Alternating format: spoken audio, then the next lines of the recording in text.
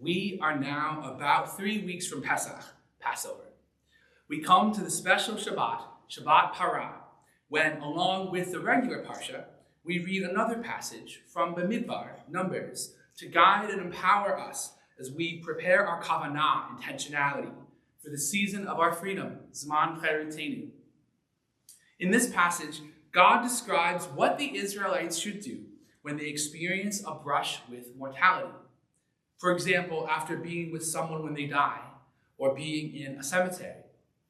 Our ancestors understood the raw, primal depths of emotion of such a time. We too know the emotions of encountering mortality, loss, and trauma in different ways for each of us in our lives personally and in these past several years of crisis, from COVID-19 to October 7th and its aftermath to the recent change of power in Washington. Our ancestors yearned for a way to come out of this heaviness and heal and return to a sense of serenity, not the exact same state as before, but with restored equanimity and peace of mind. God gives the people a ritual way to help realize this sense of cleansing, healing, and return. The steps of this ritual form a kind of choreography. Here's what it looks like.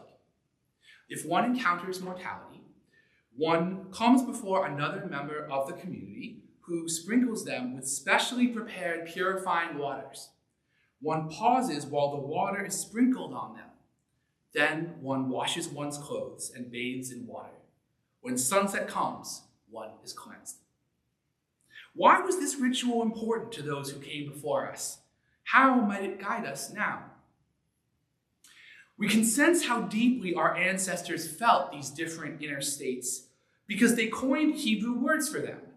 Tameh, being in the heavy state that comes from encountering mortality, and tahor, being cleansed and restored to equilibrium.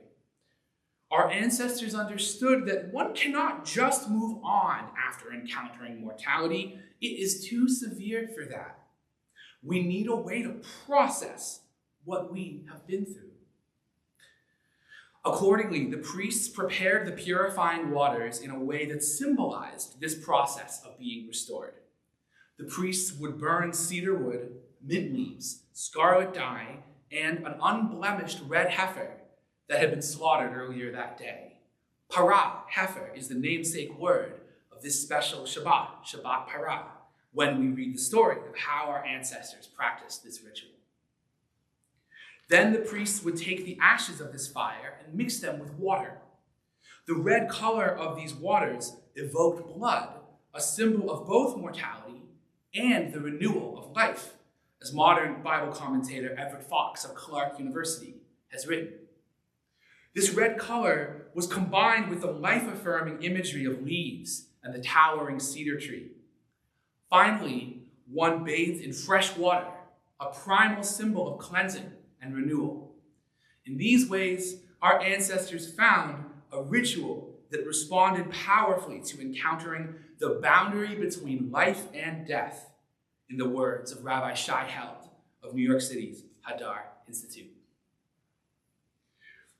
We need not take this ritual literalistically, as if sprinkling water alone changes one's inner state. Psychologically, emotionally, our ancestors, and if you've converted or are converting, they are your ancestors too, found in this ritual a way to express outwardly what it is like inwardly in the state of being tameh, of having encountered mortality, and the yearning to heal and return to being tahor, to feel whole again. People came to this ritual after very different encounters with mortality. One person might have been present with a loved one when they were dying and still grieving. Another person may have spent time at a grave, keeping someone's memory alive with them. Someone might have walked into a cemetery by accident, then continued on with their day, but with this reminder that loss is part of our lives. Each person brought their own experience to this ritual, yet everyone shared in the very fact that it is hard to be tameh, and shared in yearning to be tahor, to feel cleansed and healed again. Each person also came to this ritual at different stages in their journey.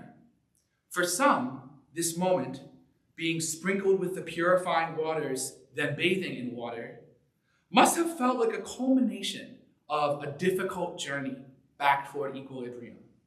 Not the same as before, yet an equilibrium nonetheless, hard won and deeply deserved. For others, this ritual must have felt like a midway turning point, crystallizing how far they had come in finding renewed serenity. Oh, excuse me. Oh, goodness. Oh, excuse me. Well, as we said, life is full of surprises. May these be the smallest surprises we ever have to face. For others, this ritual must have felt like a midway turning point, crystallizing how far they had come in finding renewed serenity and steadiness, even if there was more yet to find.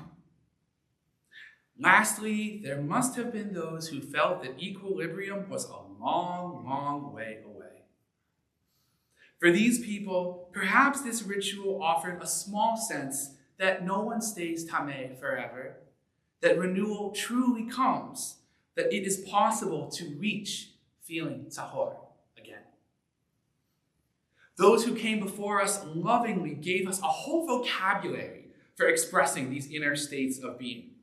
They ensured we would not have to bottle it up inside or pretend it was not happening or feel like we are simply supposed to move on. They gave us a way to acknowledge what is hard about being tameh and to sense palpably the cleansing renewal of feeling tahor again. Our ancestors understood that neither one cancels out the other. They knew the wisdom of being candid about what is hard. Yet they also knew it is just as true that we can reach more healing, more wholeness, and a better time together. It is precisely the togetherness of this ritual that completes its healing, restorative power. And here we come to one of the most fascinating parts of this ritual. The person being sprinkled with the waters of purging becomes tahor and cleansed again. But what about the person doing the sprinkling? The person doing the sprinkling actually becomes tameh. They themselves take on the other person's heaviness from having encountered mortality. This part of the ritual symbolizes the idea of secondary trauma. It is an intense experience to support each other as we confront mortality, and it is holy. The person who did the sprinkling knew that supporting others in their grief matters, and they knew as well that they could count on someone else to do it for them and cleanse them in their own time of need.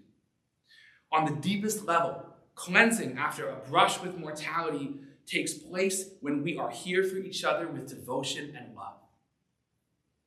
Finally, when the whole community was again tahor, then it was time to celebrate. Then they were ready to go to the temple in Jerusalem to celebrate Pesach, the season of our freedom, Zman Cherutenu, with rejoicing and affirmation of life. So we read this passage in our synagogues before we celebrate Pesach. The very act of studying what this ritual meant for our ancestors can provide us with these same tools to use together now. May we all, each of us on our journeys and together with our spirits united, go from tameh to tahor, from feeling heaviness to finding more cleansing, healing, and wholeness. And may we celebrate together with all our hearts. Shabbat Shalom. Bruchim to you. Thank you so much.